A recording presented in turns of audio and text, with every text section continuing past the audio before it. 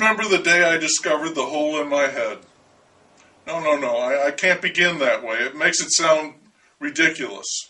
You won't believe it. You'll think I'm crazy or just as bad that I'm making it up. Nevertheless, that's exactly what happened. I was combing my hair and the comb caught, tugged, snagged right on the top of my head. It didn't hurt, and when it caught again, I thought maybe I had a bit of gum in my hair or some glue. I felt up there, but my hair was clean, untangled, no snarl, and I couldn't detect any reason why the comb might have caught. I ignored it. Too much else to do to worry about a little thing like that. But the next morning, same thing, the comb snags. This time I'm bothered. What's going on? I really checked my hair. Nothing. So I feel my scalp. No, wait. There's like a tiny indentation, isn't there? I can't tell what it is. It's too small, if it's really there at all. I try to remember if I've hit my head. No, I feel around, there's no soreness in the area, so I forget about it again. But not completely. I avoid touching that part of my head with the comb or anything else for several days. I figure maybe it's a scab or a little pimple, and I don't want to tear it off, start an infection. Whatever it is, it doesn't hurt. I'll let it heal, it'll go away. After a few days, I check it out again, investigating with my fingertips, and this time I'm shocked. This I can't ignore. I mean, a king-sized wave of trepidation blew right through me and left me trembling. Whatever this is, it still doesn't hurt, but it's bigger. I've got a freaking hole in my head. A tiny little hole, but a hole, a definite cavity. And it's bigger than it was. I get out a hand mirror and I try to see it, but I can't. I get panicky. I'm thinking about flesh-eating bacteria, which are in the news. I'm thinking about, I don't even know, killer warts, malignancies. I'm scared. I'm terrified. I know that something isn't right. I go to the doctor. My regular doctor is not available for an immediate appointment, so I see another guy, a young, heavy-set fellow with tiny round glasses, very cheerful.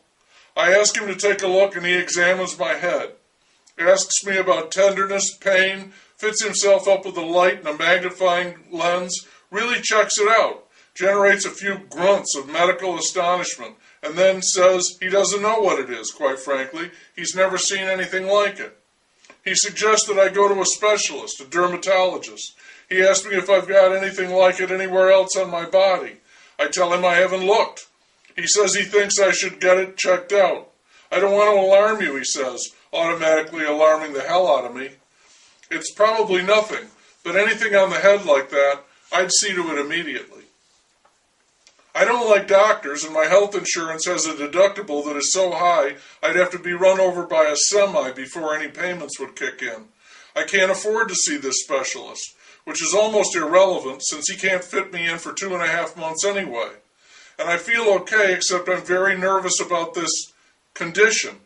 I try to do some reading in a medical book, but I don't know what to look under. Holes? I keep feeling it all the time, and that's what it is. It's no cut or depression, it's a hole. And it gets bigger, quickly too.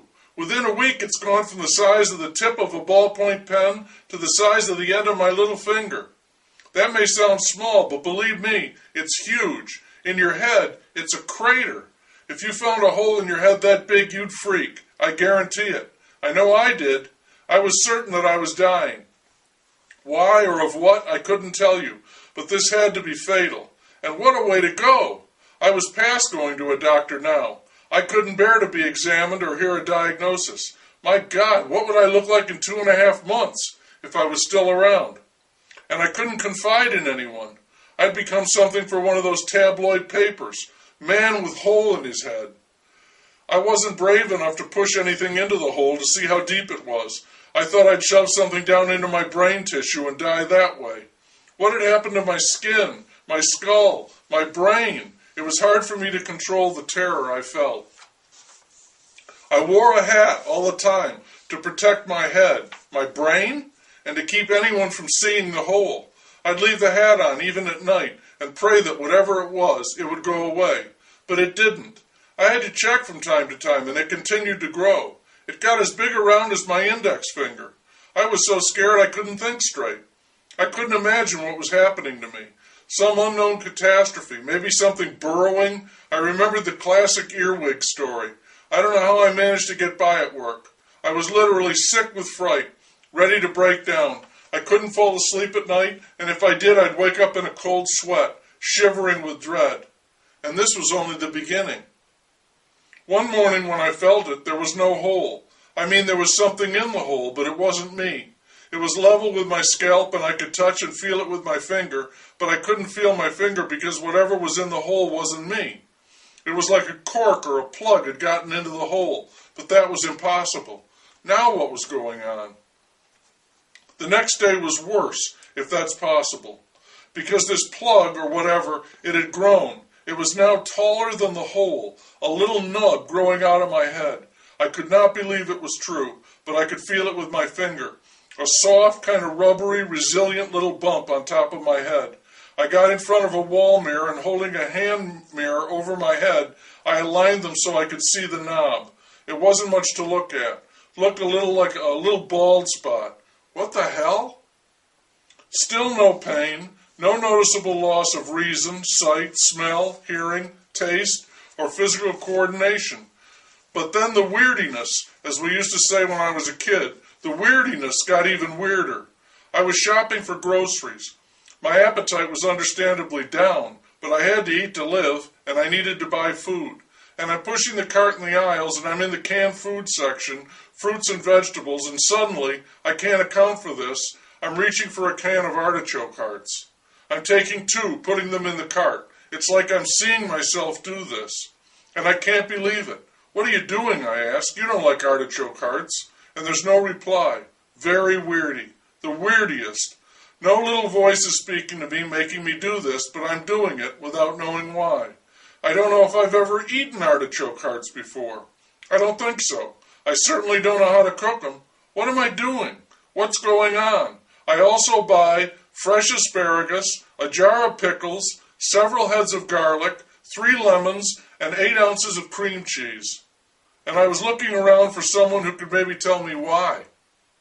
I get home, and almost out of curiosity, I open up one of the cans of artichoke hearts, pour them into a bowl, look at them, read the can for recipes, heat them in the microwave, salt, pepper, salad dressing, sit down and eat them, wondering all the while what the hell I'm doing.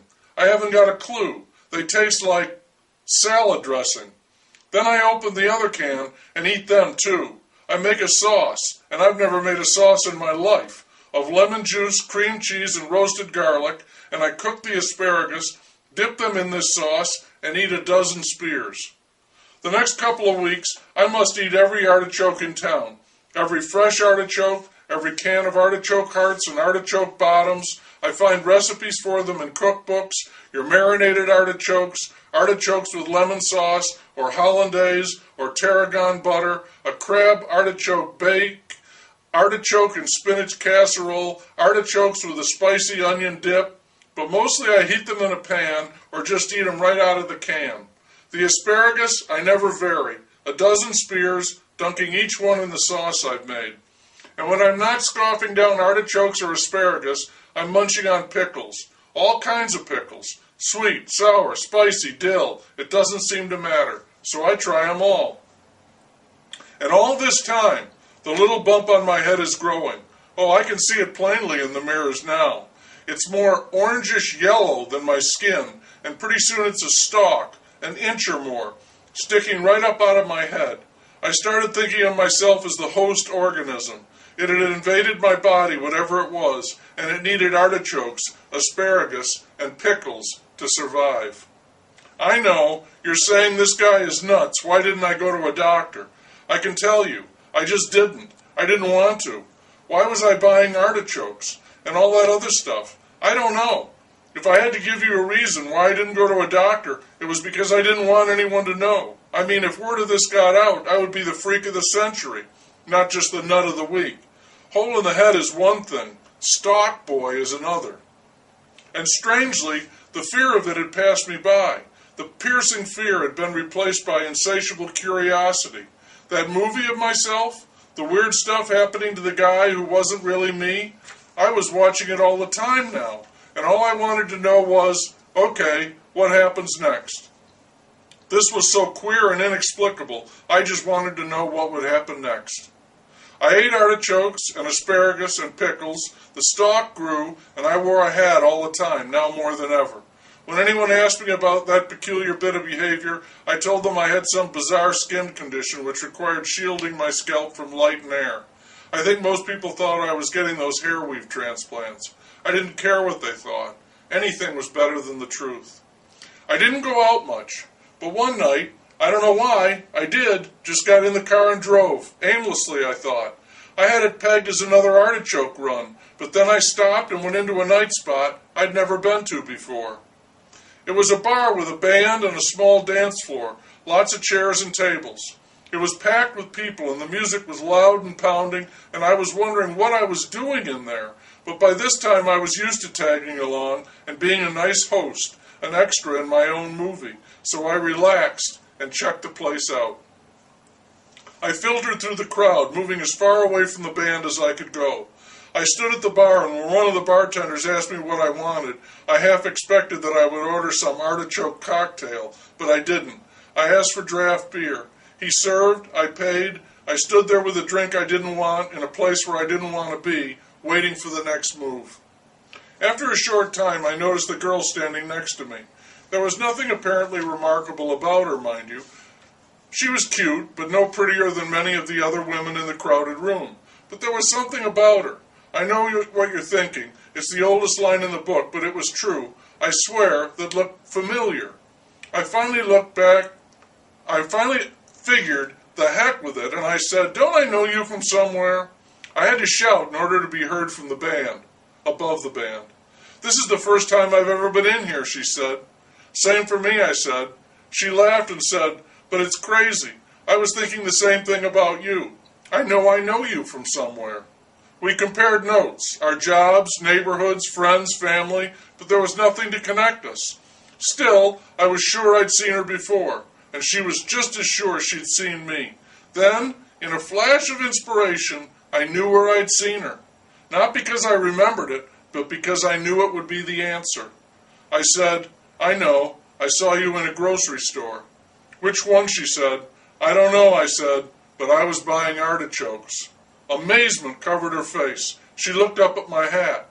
"And asparagus," she said. "Dunked in lemon juice, cream cheese," I said, "and roasted garlic," she said. "And pickles," I said. She laughed, still with that look on her face. "Lots and lots of pickles," she said.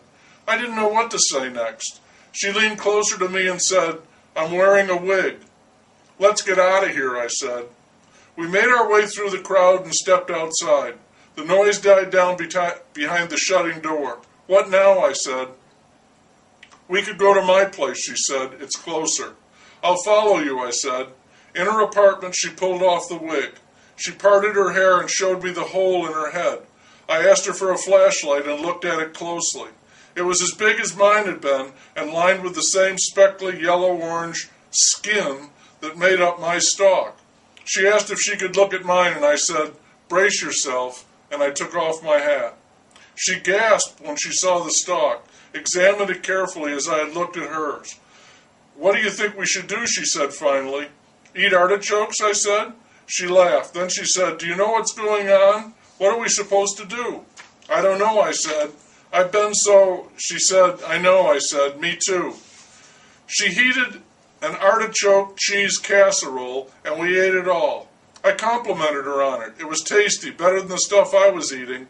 It was a 4-cheese mixture, she said, with breadcrumbs and eggs. "I've been trying lots of ways to fix it," she said. "Me too," I said. "I found a Tex-Mex dish I really like," she said. "You can have the recipe if you want." Other than that, we barely spoke. We were busy eating asparagus dunked in the sauce, which she warmed, a nice touch. We finished off with a round of pickles, sweet gherkins, passing the jar back and forth. When we were done, we sat there for a few moments in silence, and then I said, "Why don't you lie down there and I'll lie down here? Let's see if they match." "All right," she said. It was awkward. We were on our backs, head to head, slightly apart. Careful, I said. I don't want to hurt it. Okay, she said, I'll lie still. You come to me. I had my hands up over my head, one hand on the stalk, one feeling for the hole in her head. I was trying to align the two. I think they fit, I said. I'm going to try it. Okay, she said, go easy. When I was sure as I could be that the tip of the stalk was at the mouth of the opening in her head, I put my hands down by my hips, dug in my heels, and pushed my body very gently back towards her. Slowly, slowly. Our heads bumped. That's the last thing I remember with any precision. I don't know what happened next. There is some kind of fantastic swirling dream that I remember. I felt like I was exploding, like I could not hold my breath in my body any longer. I was going to burst. And then I did, but it was painless. As a matter of fact, it was wonderful. And I was a new being, made only of energy, traveling like light, existing as pure thought. I was flying effortlessly, zipping around, and everything was unfamiliar but not frightening. I could see, but my eyes were closed. No, I don't mean, I mean I had no eyes. It was a completely different kind of seeing. Everything was inside my head, but I had no head either. I was a radiant being, streaming instantaneously wherever I wanted to go, apprehending all that was about me. There were other lights and fireworks bursting all about. The shattered shards of the bursting lights cooled and pulsed and continued to glow. The colors were vibrant, and then I was shooting through a sky and over land. I could look down and see a world teeming with life, or at least activity. Volcanoes, fountains, roaring storms, torrents of rain, rivers, seas, and over everything I soared. She recalled a similar experience, along with feelings of great happiness, exultation. When I recovered my senses, I was lying on the floor of her apartment. I reached up over my head and touched her head. Are you okay? She said. I think so, I said. How long have we been here? She said. I don't know, I said. I inched away from her, then felt for the stalk. It was gone. There was no hole either. My scalp had fused over and was back, hair and all, to its former state. It's gone, I said, sitting up. She was feeling her head. Mine too, she said. It was morning. We both had to go to work. She made us coffee, and we compared our dreams. What were they, she said. What do you think they were? I don't know, I said, but I think we should get together again after work. Over dinner. No artichokes. Okay, she said, and we made a date. I record this for the benefit of our children, because that is the story of how I met your mother, and now you know why we always cook up that crazy dinner for our anniversary.